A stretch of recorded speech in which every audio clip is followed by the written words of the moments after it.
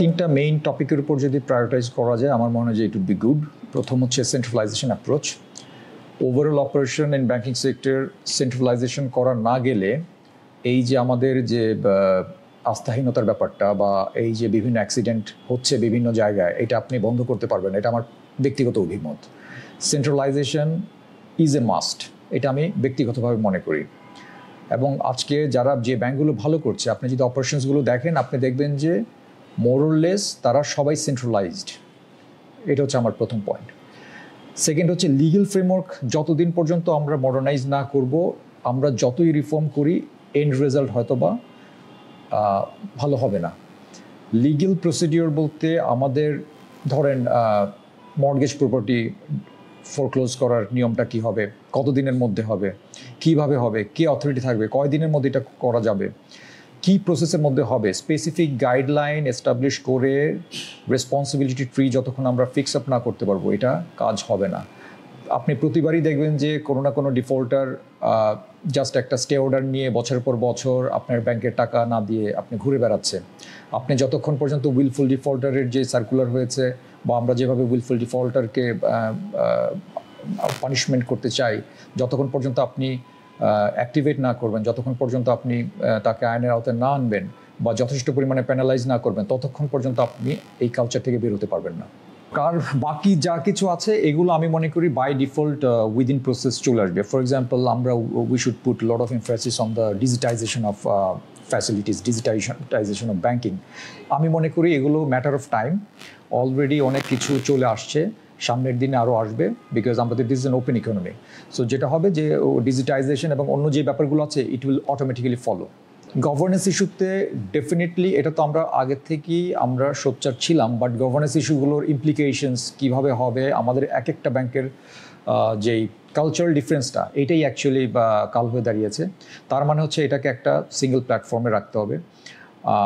Governance ইস্যুর মধ্যে আরেকটা ব্যাপার হচ্ছে যে আমি নন পারফর্মিং লোন কীভাবে আমরা ডিটেক্ট করছি, কিভাবে আমরা রিপোর্ট করছি, ডিজিটাইজেশন এবং এটা একদম রিয়েল লাইফ কিনা, রিয়েল টাইম কিনা, এই প্রত্যেকটা জিনিসই অ্যাকচুয়ালি এটার প্রতি ভূমিকা রাখবে। এটা কোনো একটা জায়গায় শুধু একটা পয়েন্ট ঠিক করলে হবে না। ফর এক্সাম্পল, আমি বলছি যে আপনি সব কিছু শুধু ব্যাংকের উপরে চাপালেও হবে না। This is a concerted effort.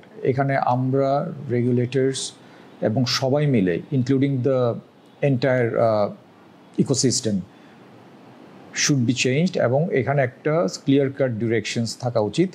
এবং দেখেন আপনি, ফর এক্সাম্পল, একটা যদি লিস্টেড কোম্পানি আজকে আমার কাছে শেয়ার লিয়েন করে টাকা নেয়, এই শেয়ার বিক্রি করে কিভাবে আমি টাকাটা উঠাবো, এইটারও তো একটা একটা প্রসিডিওর এবং ক্লিয়ার কাট একটা প্রসিডিওর দরকার ছিল। বাট এই একটা লিস্টেড কোম্পানি শেয়ার বিক্রি করতে গেলে যেই ধরনের স্টেপস, যত ধরনের লোকের সাথে আমাদেরকে কথা বলতে হচ্ছে বা যতগুলো কাজ আমাদের করতে হচ্ছে, it will take lot of time. So এখানে প্রতিটা জিনিস আমার মনে হয় যে একটা ফ্রেমওয়ার্কের মধ্যে ফেলে এবং প্রতিটা স্টেক হোল্ডারকে রেসপন্সিবিলিটি ট্রির মধ্যে রেখে আমাদের কাজটা করতে হবে। We need to be more transparent. কাস্টমারের টাকা বা কাস্টমার ডিপোজিটটাকে আমানত মনে করে আমরা যতক্ষণ এটার বেস ইউটিলাইজেশন ইনশিওর করবো ততক্ষণ পর্যন্ত এটা ঠিক থাকবে। এবং যতক্ষণ পর্যন্ত ক্রেডিট ডিসিপ্লিন, লেন্ডিং ডিসিপ্লিন জায়গা মতো থাকবে, ততক্ষণ পর্যন্ত এটা ঠিক থাকবে। একই সাথে ট্রান্সপারেন্সি এনশিওর করতে হবে। ট্রান্সপারেন্সি না থাকলে কোনো ব্যাংকই ভালো করতে পারবে না, কোনো ব্যাংকের উপরই তার ডেপোজিটরের কোনো কনফিডেন্স থাকবে না। একই সাথে আমি বলি যে আমরা যারা বা যেখানেই আছি আমাদের রেসপন্সিবল থাকতে হবে। ফর এক্সাম্পল, আমার তরফ থেকে যদি আমি একটি রেসপন্সিবল স্টেটমেন্ট দিই কোনো একটা ব্যাংকের ব্যাপারে, এটা ট্রু হোক বা ফ্যাক্ট হোক, যেটাই হোক, যে ফ্যাক্ট নাও হতে পারে, এই ধরনের অনেক স্টেটমেন্টের কারণে কিন্তু অনেক ব্যাংকের আপনার ক্ষতি হতে পারে। যেমন আজকের দিনে সিলিকন ভ্যালিতে যেই ইনসিডেন্টসগুলো হয়েছে, ব্যাংক রান সিচুয়েশন, এগুলো কিন্তু মোস্টলি হচ্ছে পাবলিক রিউমার এবং বিভিন্ন কারণে, হয়তো বা জিনিসগুলো ম্যানেজেবল ছিল। সো এটা একটা কনসার্টেড এফোর্ট, সবাই মিলে পাবলিক কনফিডেন্সকে বুস্ট আপ করতে হবে এবং ইনফরমেশন সোর্স এবং ইনফরমেশন দুইটাই ট্রান্সপারেন্ট হতে হবে এবং ইকুয়াল হতে হবে। এখানে কোনো ধরেন ইনফরমেশনগুলো ডিস্টর্টেড ইনফরমেশনও প্রকাশ করা যাবে না, ডিস্টর্টেড ইনফরমেশন দিয়ে ধরেন পাবলিকের সেন্টিমেন্ট নিয়েও খেলা করা যাবে না। সব কিছু মিলেই ট্রাই করতে হবে। অনেকগুলো প্যারামিটার যেটা আমি স্কিপ করেছিলাম, যে কী করলে ব্যাংকিং সেক্টরের হবে। Depoliticization is one of the items বলতে পারেন আপনি, এবং বাইরের দেশে কিন্তু এটা খুবই নর্মাল। এমনও দেশ আছে যেখানে আপনার শুধু corporate ownership in banking sector allowed, এবং ওখান থেকে ধরেন যারা technically sound they are nominated from the corporate bodies. এই কালচারটা কিন্তু বাইরে অনেক দেশেই আছে। সো আপনার ওনারশিপটাকে ডিপলিটিসাইজ করা এটা জরুরি for the betterment of the bank. This is very bold but necessary step. আমি মনে করি যে এই লোন টু ইকুইটি কনভার্সনের যে সার্কুলারটা আসতে যাচ্ছে, এখন তো এটা ড্রাফট গাইডলাইন আকারে আছে। সো এটা আমি মনে করি একটা যুগান্তকারী ভূমিকা হবে for Bangladeshi banking sector.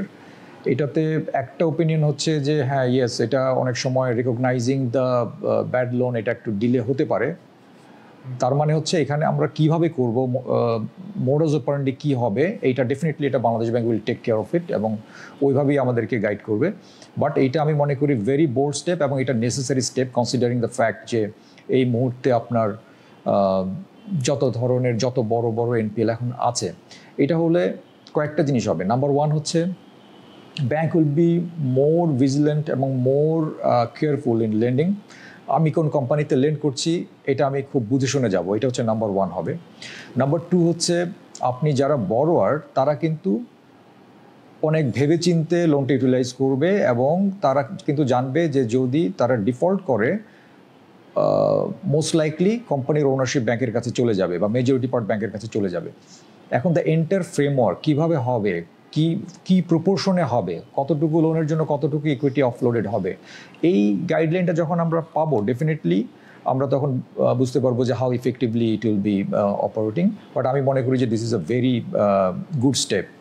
Community bank জি, এটা নতুন প্রজন্মের একটি ব্যাংক, বাট আমাদের ওনার হচ্ছে বাংলাদেশ পুলিশ কল্যাণ ট্রাস্ট, যেখানে 2 লক্ষাধিক পুলিশ সদস্য এটার মেম্বার। তার মানে হচ্ছে আমাদের ফাউন্ডেশন ইজ অন ট্রাস্ট, এবং এটা আমাদের মূল শক্তি। আমি বাংলাদেশের কোনো ব্যাংক জানি না যারা শুরু করেছে ধরেন 1.5 লাখ অ্যাকাউন্ট ওপেনিংয়ের মাধ্যমে।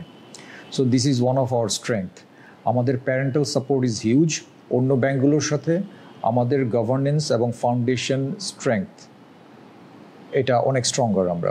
আমরা still new, we are growing, and we are a very strong contender for one of the strongest bank in future.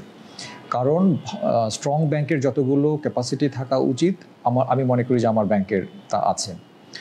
আপনি জেনে খুশি হবেন, সেটা হচ্ছে যে আমরা 5 বছর অপারেশনের মধ্যেই অলরেডি আমাদের টোটাল অ্যাসেট ধরুন 7,500 কোটি টাকার উপরে। আমাদের NPL still one of the industry lowest. আমাদের কস্ট টু ইনকাম রেশিও 40%-এর নিচে, যেটা আপনি হয়তো বা পুরো ব্যাংকিং সেক্টরে আপনি, this is very rare. Even foreign ব্যাংকের ক্ষেত্রে 40%-এর নিচে cost to income ratio is very rare.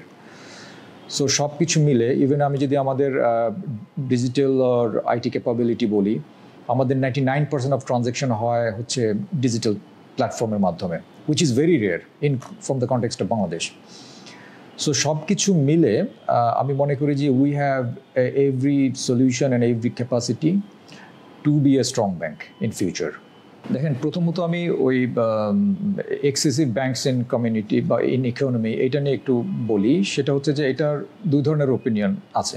একটা ওপিনিয়ন হচ্ছে যে this is very plain and simple, যে এত ছোট ইকোনমি এত বেশি ব্যাংকের দরকার কি। This is correct, this is theoretically correct. এখন আপনি যদি লজিক্যালি চিন্তা করেন, আমি কয়েকটা আপনাকে লজিক দিই। ফর এক্সাম্পল, বাংলাদেশের আজকে যতগুলো ব্যাংকের ক্যাপিটাল শর্টফল, সবাই কি নিউ জেনারেশন ব্যাংক? পুরনো ব্যাংক তার মধ্যে কয়টা আছে? মেজরিটি তো পুরনো ব্যাংক। নতুন ব্যাংকের মধ্যে যেই ব্যাংকগুলো আজকে ঝামেলা আছে,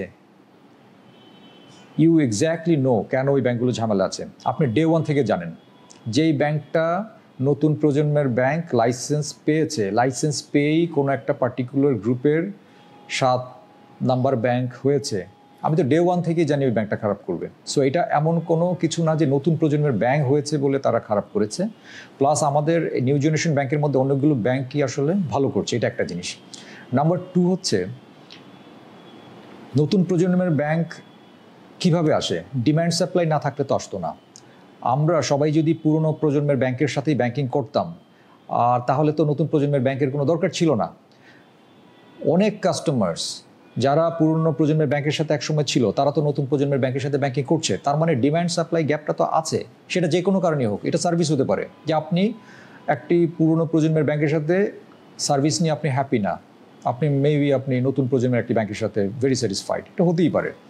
আপনি যারা লোন বা ঋণ গ্রহীতা আছে তাদের কথা চিন্তা করেন যে একটা সময় যারা যেই কলেবরে তারা ব্যবসা করতো আজকে থেকে 30 বছর আগে 20 বছর আগে তাদের ব্যবসার পরিধি কি বাড়ছে কিনা, যদি বেড়ে থাকে কয়েক গুণ, সো ব্যাংক যদি আগে থেকে থাকে 5টা 10টা 15টা, একই হিসেব করলে তো তাদের ব্যাংকিং নিডও বেড়েছে। সিঙ্গেল বড়োর এক্সপোজার তো কোনো একটা পার্টিকুলার ব্যাংকের তো লিমিটেড, সো তার ডেফিনেটলি রিকোয়ারমেন্ট ফুলফিল করার জন্য ব্যাংক লেগেছে।